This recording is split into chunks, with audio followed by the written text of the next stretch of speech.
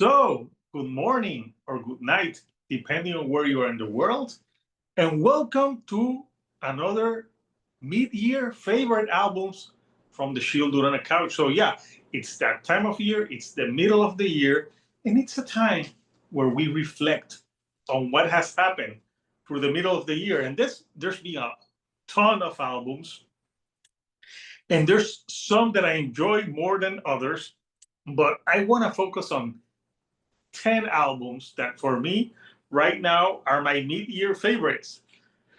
We all know this can change. There's half the year and there's still some big releases to be uh, coming in the next half of the year. But for now, let's focus on what has come out this year. So this review, this list, I'm not gonna do it like from like my favorite to my least favorite. I'm gonna do it in the order in which they came out. So that way, there's some mysterious in which one I like more for the end of the year because we don't know. Some may change, some may not make it to the top 10. So let's first go into January, January 5th to be exact. So, yes, Couchers, this is Bad Bunny's Debí Tirar Más Fotos, which means I should have taken more pictures. And yeah, this album came just 5 days to the year, and it came on January 5th, which is the night before Hispanic people welcomed the Free Kings on January 6th.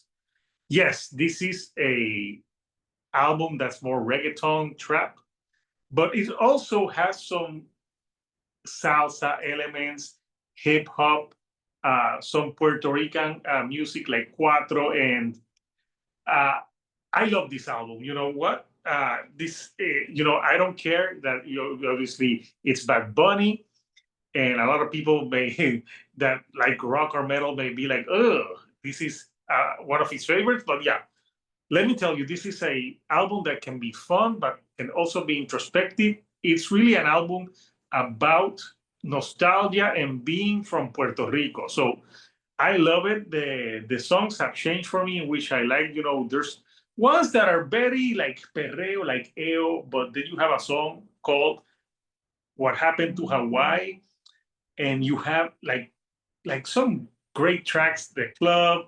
You have Perfumito Nuevo. So it's an album that I've kept enjoying throughout the year. I haven't bought in vinyl because I don't know. I like it, but I don't know if I ever would buy a vinyl of this type of music. But I gotta say, I enjoyed this record a lot. I think it's his best record, and the other one I like from him was the Un Verano Sin Ti from a few years ago. But this one, I think this one is great, and also it's great that he has a residency in Puerto Rico. That's gonna be a few months from now, and he's bringing so much money to Puerto Rico, and he's doing it here so people from Puerto Rico can go first, and also if you want to see him fly here. So I think it's great what he's doing for Puerto Rico. Other great tracks, Baile Inolvidable, which has that salsa beat, and I did a full review of this album. So if you haven't seen that review, see it where I go more in full from this album. But yeah, nonetheless, it's a great album that I enjoy, and that's why I have it in my mid-year list. So moving on, this next album came out in the month of February, and this is a band that I've enjoyed for years and years because they've always wrote some great metalcore. So yeah, it's Killswitch Engage with This Consequence. This came out back in February 21st. And this album has some great anthemic songs. And when this album came out, I was having like a rough time. So I really the tracks on this album, Aftermath, for example, like really grew into me. Even the other tracks on it. I also did a full review on this one. But what I like about Killswitch Engage is like I think they write some metalcore that is like from the heart. And Jesse Leach is a great vocalist and lyric writer. So was Howard Jones. So I like both of them on the band. But I gotta say that this is their best album in a long time. Like It's a very strong album, and I keep listening to it. And I think they cut it's a shorter album. They cut off like maybe some unnecessary fat on it, and that's why I love this record. And yeah, I have it in my mid-year favorite. So yeah, Kill Switch and Cage. This Consequence that came out on February 21st. So the next band I have on my list is a very interesting band. They put out an album in March, and it's a band that I interviewed on the channel. So I was very happy to interview this band, and they're called Song, and the album is Let the Light In. Uh, Songs like Chemicals, Nightmares, just great. It's like they do something. It's like doom gaze and some pop sensibility. So they mix shoegaze with some doom elements and like very dreamlike. This album is all about like pushing out through darkness and letting the light in. I love it. I love the lush vocals, the lush guitars. It's an album that I haven't bought on vinyl, but I probably would be keen to owning this on vinyl because it's a great album that I kept listening to them, and I think they're a very underrated band. And yeah, if you haven't listened to this band, do so. If you love shoegaze, if you love some like hard alternative rock with some doom in it, do not sleep on Some and Let the Light In, because it's also it's kind of a beautiful record as well. So that's why it's in my mid-year favorites as well. So the next record we are talking about also came out in the month of March. And this is a band that, it's kind of, they've been controversial in the black metal scene because some people say, oh, it isn't true black metal, or they experiment with shoegaze sometimes. So it's the latest by Death Heaven. It's called Lonely People with Power. And this record, I'm not going to mention tracks in individual because I think this whole record as a whole, from beginning to end, should be listened to as an experience. I do believe that this is their best record yet. I think Death Heaven here did a great mixture of mixing their more harsher black metal elements with some shoegaze and alternative and mixing them in a very cohesive way. I think they took all their strong suits, mixed it in, and made a really cohesive record. And like they're a band that I want to see live. I know my friend Señorita Sabrosura saw them live opening for Interpol, and she said that it was interesting. And the music videos for this album, I love the music videos. There's the one with the song Doberman. And like they're as mysterious as the record. And this is a cool album cover. My friend Rock of All Ages apparently told me that the woman on the cover is a porn star from the 70s. I don't know who the hell she was, but he let me know. But yeah, great album by Death Heaven. And this came out in March 28th. So now we're gonna keep moving with an album. The next albums on my list, there's a few that came out in the month of April. And the first one we're going to talk about came out in April 11th. And I actually interviewed the band, and I also bought the vinyl. It's Mesa de Spin. And their lead singer, her name is Sarah. Repeat with me again, Hector. Her name is Sarah. And I'm saying this because last time I said the name wrong. And this is, I got it on vinyl. It's a white vinyl. And it looks great. And so this album, Mesa really went all in and like channeled a lot of like 80s music to put it with their sound. Like songs like At Races, Fire on the Roof, and of course, The Dress and Reveal, maybe my favorite tracks on the record. I think Sarah's voice with this type of music really goes so well. And it's called The Spin because they love riding motorcycles.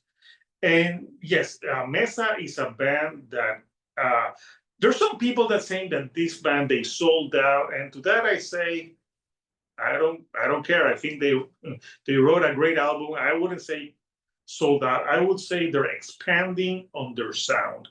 And The Spin is a great record, and that's why I bought it on vinyl. I just love it. And the first time I heard of this band was by Wesley from the band Moths here in Puerto Rico. He let me know about this band in a few releases, and I always thought, yeah, they're very interesting.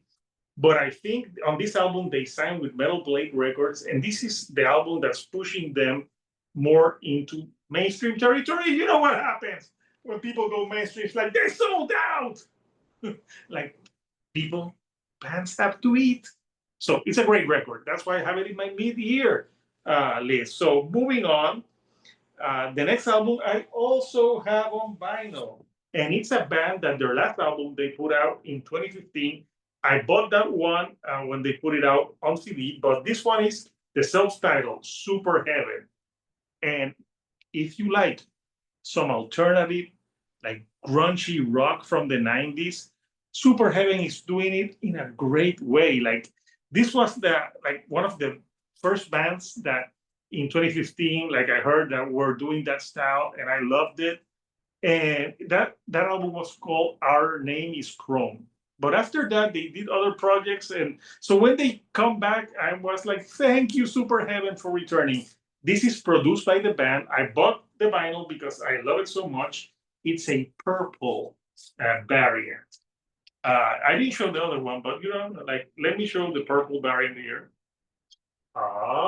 It's in these pretty couchers. So favorite tracks on this, there's like if you listen, there's a few tracks like Long Gone, Cruel Times, Down to What Is Real, Human for Toys, amazing. But my favorite is Staring at the Void. Just amazing things. My only nitpick was this, that it was too short. But you know what? An amazing album. So I'm so glad that Super Heaven is back. And if they're doing like that 90s grunge, but in a modern way, bringing their own twist to it, the guitar tone on this here record is very good. So I love it. Thank you, Super Heaven, for returning. And hopefully I'll interview them someday. So moving on, this band, obviously everybody knows this band. I didn't review it. Papa Rico Suave did. Is Ghost with Skeleta. And they're going again on those 80s vibes from Impera. But I think on this one, I think at first this album I didn't like it as much as some of their other ones, but it grew on me in a way that I'm like, I gotta buy it. And look at the back of this. Look at the Papa. Oh, doesn't he look awesome? Damn, this ring light. it's so bright. So this album obviously has Lacrima. You have Satanized, which is a great track as well. But I think one of my favorites is Umbra, that when you write a song about like having sexual relations in a holy place, and that's a ghost song. Yeah, and the guitars here are great because it's the guitar player. I think he's in Opeth as well, or was in Opeth. I don't know. I read something. But it feels like the 80s arena rock, greatly done. It's very catchy, and I think Ghost keep doing a great job on expanding on their sound. The vinyl I got for this one, oh, look at this, so good. It's just a black. It's a normal black variant. You know what? It sounds the same as if it has color, so whatever. But yeah, Skeleta by Ghost, great album. It has cowbell. What more can you ask for? So that's why I have it in my mid-year favorites as well. So we have 3 albums to talk about. So, Ghost Skeleta came out on April 26th, if I didn't say it before. So the next, April 26th or April 20, I don't know. It came out in April, whatever. So the next, I think it was the 25th. Yeah. Okay. I checked again. It was the 25th. The next album I'm going to talk about also came out on the 25th, but I didn't listen to it until 1 month later, and it's Changeling. And this band has ex-members from Obscura, and I actually interviewed Tom Fountainhead here on the channel. I love talking with him. We talked for 1 hour about this record. So if you haven't seen that interview, shame on you. Go see it after this, because we go deep into the concept of this record, like things that he did for this record. And this artwork is just exquisite artwork. And to me, this is the best technical, like death metal album, whatever, progressive death metal album, if you want to call it that, because I think that's what I would call it, of the year. Like I said, it's gone under the radar a little bit. It came out on Season of Mist Records, and this also came out on April 25th. Obviously, at that time, I was focusing on Ghost, but yeah, I'm so glad that someone put a comment on my Obscura review and told me to check out this album, and I'm so glad I did, because if not, I would have missed on a great album. That if you like technical stuff, do not sleep on Changeling. It's a great record. And there's also a version of this record on Dolby Atmos that supposedly sounds better. I gotta listen to that one. So the next album came out on May the 9th, and it's a band that either people love them or people hate them. I don't think there's an in-between when it comes to this band. I myself, I like them. I like the band because they mix a lot of genres. And if you haven't figured it by now, I'm talking about the band Sleep Token and the album Even in Arcadia. So I did an ASMR review from this album, but now that I've seen with this album for a longer time, I gotta say that it wasn't an immediate love for this album. I thought that it was simpler than what they did on their previous album. To me, my favorite still from them, I think, is This Place Will Become Your Tomb. That's my favorite record from them. But I thought that the record after that, it's the one, that Take Me Back to Eden, put them on another stratosphere. And I think Even in Arcadia is a little bit more subtle than those records. But when I saw the review that JJ Metalhead did, like talking about the story of this record, and I think I got more appreciation for this album hearing her review, because when I listened to it, I was focusing more on the music than the lyrics or what the album was fully about. But it's an interesting story of love, of very fighting, like different factions of people fighting, and Bessel doesn't remember that he loves this other character that he's always it keeps on the story from Take Me Back to Eden. Obviously, they mix a lot of genres. A song like Caramel, for example, has even a subtle hint of reggaeton beats in it. And I like Bad Bunny, so I like me some reggaeton beats sometimes. So, but I do think that this is an album that I can understand why some people don't like it, but I like it. It's not their best album, but I think it's an album that's been growing on me more. And the production on it, they produce this album super well. So yeah, I think Even in Arcadia is a great album by Sleep Token. And I'm on board with them. I can understand why some people might hate them, but my case, I like this album. So there's only one album to talk about, and this one came out in June 6th, so just a few weeks ago, and I did review it, and it's Turnstile with Never Enough. This is a great record. I like their previous record, also Glow On, a lot. I think on this, they expanded on the sound of Glow On. I've heard some criticism that, maybe there's songs that are too long. And at the beginning, the first time I listened to it, I also thought that same thing. But as I listened to it more, I started to appreciate them, like that, like the way that they build that like anticipation for the other song. For example, on a song "Look Out for Me," this is the part in the back. "Look Out for Me" is a great track, and it's longer. It's like an 8-minute track, and you have like other sensibilities in these albums. You know, you have their punk hardcore stuff with songs like Soul, like Dull, Sun Shower start like that. But then you have a flute. I also reviewed this album, so if you want to know more of my thoughts, check it out there. Before when I did that review, I still haven't gotten it on vinyl, so I got it on vinyl, and so I want to show you. This is what it has inside. The back, it has the lyrics, and the vinyl that I bought was an exclusive for Amazon. And I think I listened to it. It sounds great. Let me see if I can push it out here.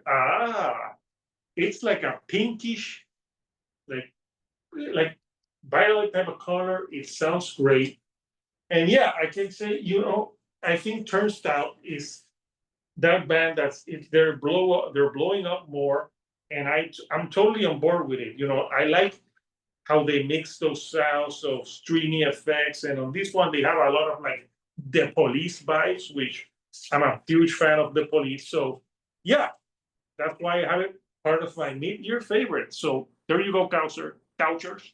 Those are 10 albums uh, that right now are my favorite albums mid-year. But I want to know from you, Cultures. Comment down below. What are your mid-year favorites? Tell me if there's some albums that I haven't listened to that I need to check out. And also tell me what albums from the next half of the year that's still happening are you looking forward to? I can tell you that I'm looking forward to a few of them. One of them being the new Chevelle album that comes out in August. I pre-ordered that on vinyl because I'm a huge Chevelle fan. Uh, that one's like one of the most excited ones that I am for. Uh, I thought there was going to be a new Deftones, but here, still no word. Come on, Deftones, do something. So, Couchers, put your favorites from the mid-year down below. And if you like the videos that I'm putting out, do not forget to give me a like. And do not forget to subscribe. That helps me with the YouTube algorithm to get to more people like yourself. So until next time, Couchers, this is Hector, the Shield Dude on a Couch, and I'll see you all right here on the couch. Thank you and goodbye.